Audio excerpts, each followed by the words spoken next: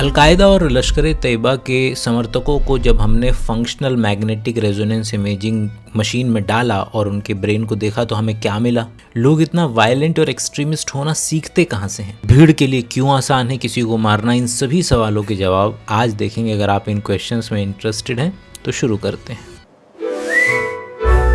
इन लोगों को देख करके या इन लोगों के बयान सुन करके आपको लग सकता है कि यार ये क्या लोग हैं, इतना वायलेंस, इतनी नफरत कहाँ से सीखते हैं ये लोग? जितनी गंदे तरीके से मारा है उससे भी गंदा मौत हम लोग देंगे घुस के उसके बांग्लादेश में। तुम होशियार रहो, अगर इंडिया की एक मुसलमान पर जुल्म हुआ, कत्ल हुआ तो हम बांग्लादेश से हमारे बॉर्डर को तोड़कर इंडिया की हिंदू को कत्ल करने की तैयार हो जाओगा।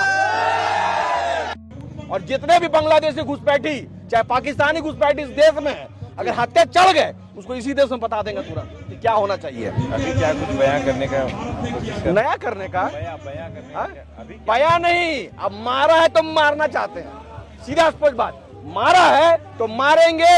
जिस प्रकार से जलाया है, एक जलाया है उसका 1000 जलाएंगे, यही कहना चाहते हैं स्पष्ट। Here is the mic drop idea. Abnormal वो लोग नहीं है, एबनॉर्मल आप हैं। ह्यूमन स्पीशीज में अगर कोई सबसे ज़्यादा वायलेंट उम्र है तो वो है 2 साल का बच्चा। बचपन में जितनी आसानी से आप कीड़े मकोड़ों को मार दिया करते थे खेल खेल में, जितनी आसानी के साथ आप अस वर्सेस देम क्रिएट कर लिया करते थे, ये नॉर्मल है। वो लोग जो कहते हैं कि हम भी मारेंगे, ये नॉर्मल है। नॉर्मल का मतलब होता है नॉर्मल डिस्ट्रीब्यूशन कर्व के अंदर, मतलब ज़्यादातर लोग डिफॉल्ट पोजिशन एक तरीके से यहाँ पर बोल सकता हूँ मैं। Violence is default, non violence सीखना पड़ता है। तो आगे से कभी ये मत बोलना कि ये लोग कहाँ से सीखते हैं, बस ये देखना कि आपने कहां से सीखा नॉन वायलेंस। कोई सड़ी गली चीज देखने पर जो फीलिंग आती है उस फीलिंग को बोलते हैं हम लोग डिस्गस्ट। और अगर कोई व्यक्ति ऐसी हरकत करता हुआ नजर आता है जो आपकी मोरालिटी से मैच नहीं करती है तो भी आप उसे बोलते हैं डिस्गस्टिंग। तो इसमें से एक को कहते हैं विसरल डिस्गस्ट और दूसरे को कहते हैं मॉरल डिस्गस्ट। इंटरेस्टिंग पार्ट ये है कि अगर मैं आपको एफएमआरआई मशीन में डालूं और जो लोगों को डाला गया और यही 2 तरीके की इमेजेस उनको अगर दिखाई जाएं तो उनके ब्रेन का सेम एरिया एक्टिवेट होता है। इंसुला मतलब हमारे दिमाग ने एक इवोल्यूशनरी शॉर्टकट ले लिया। जो पार्ट सड़ा गला खाना डिटेक्ट करता है वही पार्ट गंदी हरकतें आपके हिसाब से वो भी डिटेक्ट करता है। अगला कदम क्या होगा?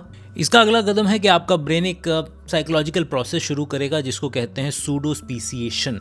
क्योंकि ब्रेन फिजिकल डिस्गस्ट और मॉरल डिस्गस्ट में अंतर ही नहीं कर सकता है, तो हम मॉरल डिस्गस्ट को, जो चीज़ें हमें नहीं पसंद हैं, उसको लिटरली फिजिकल डिस्गस्ट की तरह ट्रीट कर सकते हैं। सूडो स्पीसिएशन में हमारा ब्रेन दूसरे वाले व्यक्ति को, जिसको हम मारना चाह रहे हैं, उसको एक लोअर बीइंग, एक कीड़े मकोड़े की तरह हमारे को पेश कर सकता है। जो फीलिंग डिस्गस्ट की आपकी किसी कीड़े मकोड़े को बचपन में देख करके आती थी, क्योंकि अब आपके लिए आसान होगा उस व्यक्ति को मार पाना। ये आइडिया था रॉबर्ट सपोल्स्की की किताब बिहेव से, the biology of humans at our best and worst. हम सोचते हैं, हमें लगता है कि हम सभी रैशनल क्रीचर्स हैं। किसी फंडामेंटलिस्ट, किसी एक्सट्रीमिस्ट को बैठाएंगे, समझाएंगे, उसका कॉस्ट एंड बेनिफिट एनालिसिस देंगे कि देखो जेल हो जाएगी, ज़िंदगी बर्बाद हो जाएगी, मौत हो जाएगी, तो वो व्यक्ति सोचेगा, पॉन्डर करेगा और रुक जाएगा। हम एज्यूम करते हैं कि ह्यूमन डिसीजन एक मैथ प्रॉब्लम है। आप कॉस्ट और बेनिफिट्स का एनालिसिस करते हैं और डिसीजन ले लेते हैं। मगर अगर मैं बताऊं कि कुछ खास बिलीफ के लिए हमारा इंसानी दिमाग हमारे मैथ वाले कैलकुलेट करने वाले पोर्शन को एक्चुअल में सीधा बंद कर सकता है। यही हुआ इस एक्सपेरिमेंट में।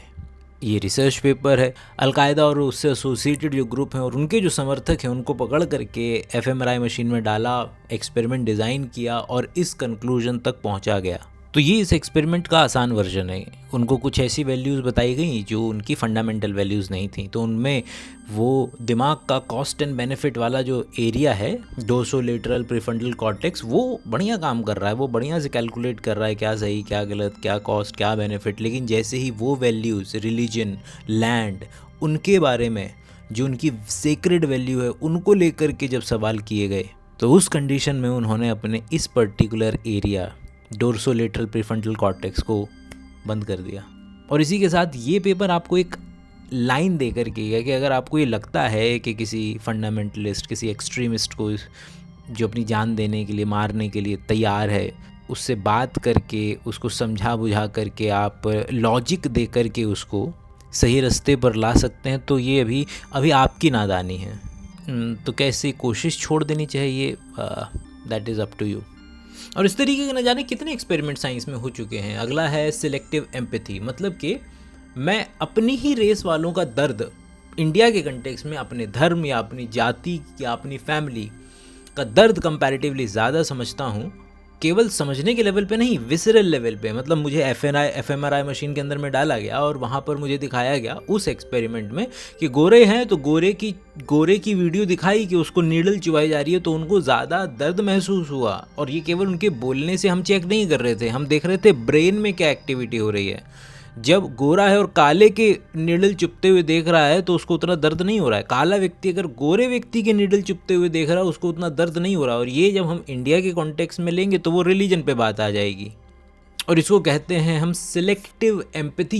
ये टूल की तरह काम करता है मॉब के पास कि जब वो इस तरीके की हरकत कर रहे होते हैं तो बगैर किसी भी तरीके का एम्पैथी फील किए बगैर वो इस काम को अंजाम दे सकते हैं। भली बात है।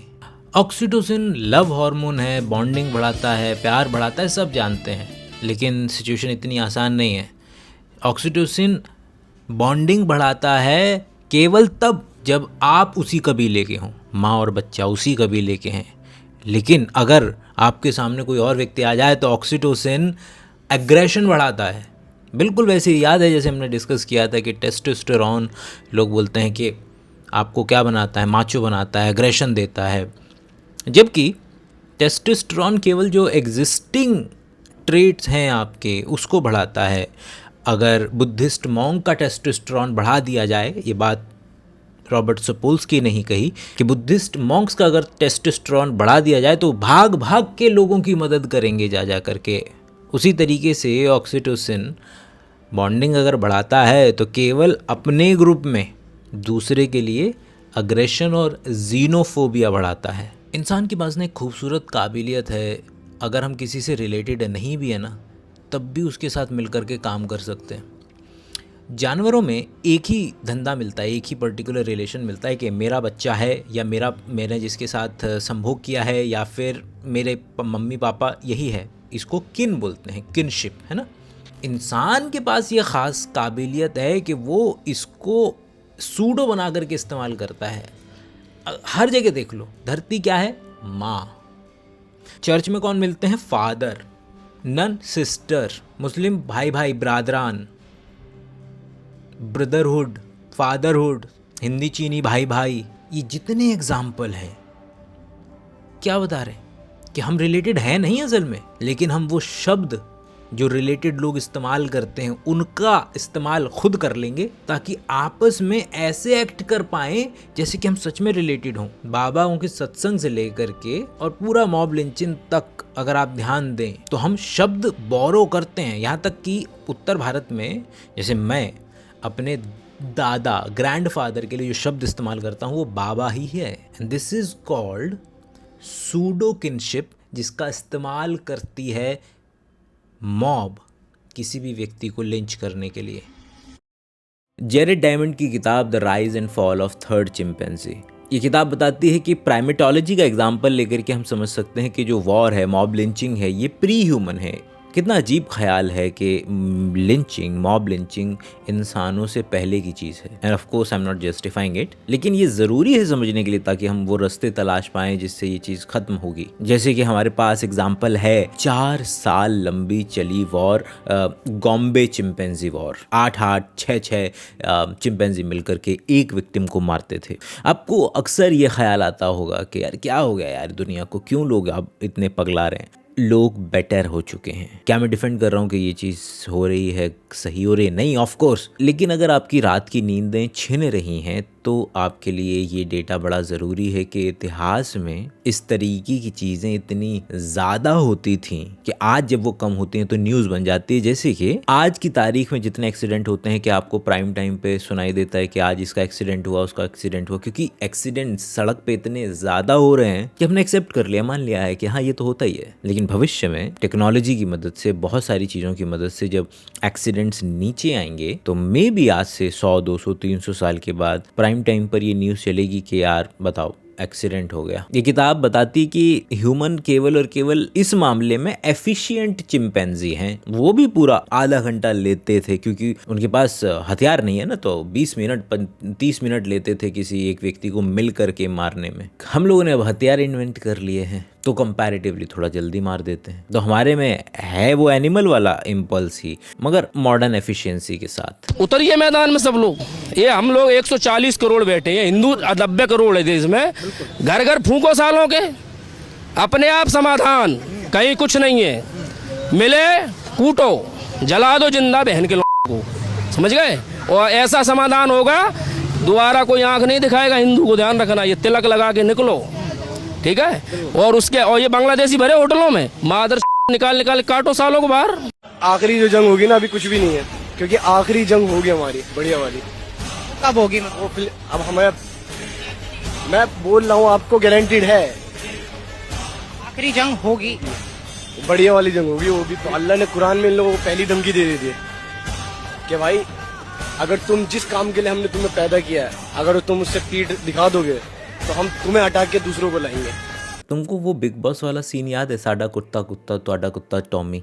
साडा कुत्ता कुत्ता टॉमी। ये इन्फेरेंस है, शुद्ध इन्फेरेंस है जो एक्सपेरिमेंट में अभी आपको बताने वाला हूँ। हमारा ब्रेन है, ब्रेन में अलग अलग तरीके की एक्टिविटीज़ होती हैं। वो एक्टिविटीज़ एक्चुअल में हम पता लगा सकते हैं कि ये पर्टिकुलर सिग्नल आया थ्रेट का, ये पर्टिकुलर सिग्नल आया सोचने का, तो ये सिग्नल को हम पोटेंशियल बोल देते हैं। तो एक्सपेरिमेंट है इवेंट रिलेटेड पोटेंशियल्स। तो लोगों को दूसरे लोग दिखाए गए, अब वो कुछ निकाल रहे हैं। अब वो क्या निकाल सकते हैं? वो सेल फोन भी निकाल सकते हैं और गन भी निकाल सकते हैं। और हमारे पास टेस्ट सब्जेक्ट है जिसको जज करना है कि सामने वाला गन निकालेगा कि फोन निकालेगा।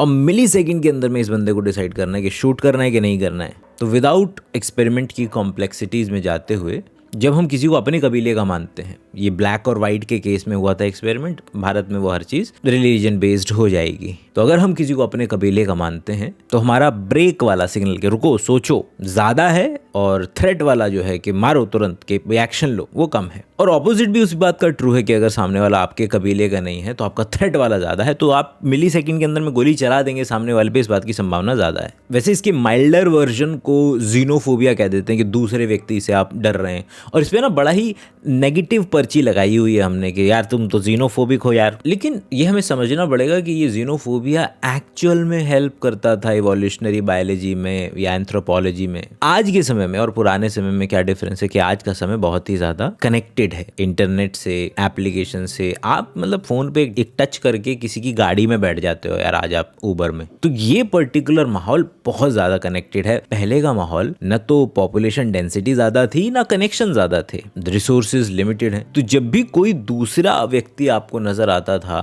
वो आपका रिसोर्सेज का इस्तेमाल करे, आपको हार्म करे, इससे पहले कि वो हार्म करे आप उसको मार दिया किया करते थे। ये जो मैं बात बोलने वाला हूँ ये हमारे साइंटिफिक डिस्कशन से बहुत दूर है, क्योंकि ये केवल एक हाइपोथेसिस है। आई एम नॉट श्योर कि अगर किसी ने इस पर काम किया है कि नहीं किया है, लेकिन कि दिल्ली वाले लोग इतने ज़्यादा लड़ाई को आतुर क्यों रहते हैं, पहले से तलवार निकाल करके क्यों रहते हैं, मुंबई के लोग इतने शालीन शांत क्यों हैं, क्योंकि हमेशा जब भी अटैक हुआ वो दिल्ली पे हुआ और धीरे धीरे धीरे धीरे वैल्यूज इनकलकेट हुई। तो दिल्ली वालों का डिफॉल्ट ही हो गया कि पहले से मैं तलवार, ऐसे मेरे को लूटने बैठे हैं लोग। तो दिल्ली वालों का जो फर्स्ट गो है वो है लूटने वाला है सामने वाला, मेरे को मैं पहले से सचेत हो जाऊं, पहले से ही डोमिनेट कर लूं, एज कम्पेयर टू दूसरे जगह जहां पर आप पहले ही उम्मीद करके चलते हैं कि बंदा तो सामने वाला अच्छा ही होगा ना, मतलब कि क्यों ही कोई मुझे आकर के लूटने की कोशिश करेगा। तो ये हाइपोथेसिस के लेवल पे है अभी। मैंने कभी इसको केवल रील्स में देखा है तो इसलिए मैं इसको हाइपोथेसिस बोल रहा हूँ। खूबसूरत हाइपोथेसिस लगी इसलिए मैं शेयर कर रहा हूँ। तो शायद इसलिए क्योंकि ये मेरे दिल्ली वाला होने को थोड़ा सा जस्टिफाई कर रहा है कि मैं इतना कमीना क्यों हूँ, मतलब मैं भी शायद इसलिए। तो ये अगर केवल एक हाइपोथेसिस है तो एक प्रॉपर साइंटिफिक एक्सपेरिमेंट बताता हूँ। 1960 की बात है, जॉन फ्लिंच ने ये एक्सपेरिमेंट किया था, क्योंकि पहले 60-50 के दशक में एनिमल पे कितनी भी क्रुएलिटी कर लो चल जाता था। तो उन्होंने ये एक्सपेरिमेंट कैट पे किया था। उसके खास ब्रेन में इलेक्ट्रोड घुसेड़ करके न्यूरॉन, खास ब्रेन के पोर्शन को एक्टिवेट किया जा सकता है। हाइपोथेसिस ये है है कि भैया जो एंगर है वो दो तरीके का होता है और समाज में वो दो तरीके से नज़र आता है। एक है जो कि राइट की फॉर्म में नज़र आता है, जो शोमैनशिप है, जो दिखाना वाला ज़्यादा है, और दूसरा है लिंचिंग वाले फॉर्म में, जिसमें आपको कोल्ड ब्लडेड होकर के वो हरकत करनी पड़ती है, जो आप मतलब मारना होता है आपको सामने वाले व्यक्ति को बेसिकली। तो एक हो गया आपका रिएक्टिव एंगर, जिसमें आप शोमैनशिप दिखा रहे हैं, राइट्स वगैरह चल रहे हैं, या फिर आपका प्रोटेस्ट वगैरह जहाँ पर चल रहा है वो आपका रिएक्टिव एंगर है। एज़ कम्पेयर टू जब लिंचिंग है, मॉब लिंचिंग है, तो वो आपका प्रोएक्टिव एंगर है। और वो इलेक्ट्रोड जो उन्होंने बिल्ली के घुसाए हुए थे, उससे वो डिसाइड कर सकते थे कि बिल्ली में क्या एक्टिवेट किया जाए। रिएक्टिव एंगर एक्टिवेट किया जाए, इससे वो ये वाली हरकतें करेगी, या फिर प्रोएक्टिव एंगर एक्टिवेट किया जाए जिससे कि वो शांत रहती है बिल्कुल, और भाई साहब सीधे चूहा मिला मार दिया। तो बहुत सारी चीज़ें अल्टीमेटली डिसाइड करेंगी ब्रेन का कौन सा पर्टिकुलर हिस्सा एक्टिवेट होगा, और डिपेंडिंग अपॉन दैट हम रिएक्टिव एंगर वाली डायरेक्शन में जा सकते हैं, शोमैनशिप, और प्रोएक्टिव वाली डायरेक्शन में जा सकते हैं, मतलब like we can harm someone. Idea हमेशा से यही है कि मैं रिएक्ट तो मैं खैर क्या ही करूँगा किसी भी पर्टिकुलर चीज़ पे, कि भाई उसको एंकर बना करके कुछ कॉन्सेप्ट सीख लिए जाएँ। तो वही हमने आज भी किया कि जो चलता है न्यूज़ में उसको उठाएँ और उसको एंकर बना करके कुछ सीख लें। हम मिलेंगे अगली बार, तब तक के लिए अपना ख्याल रखें, बाय बाय।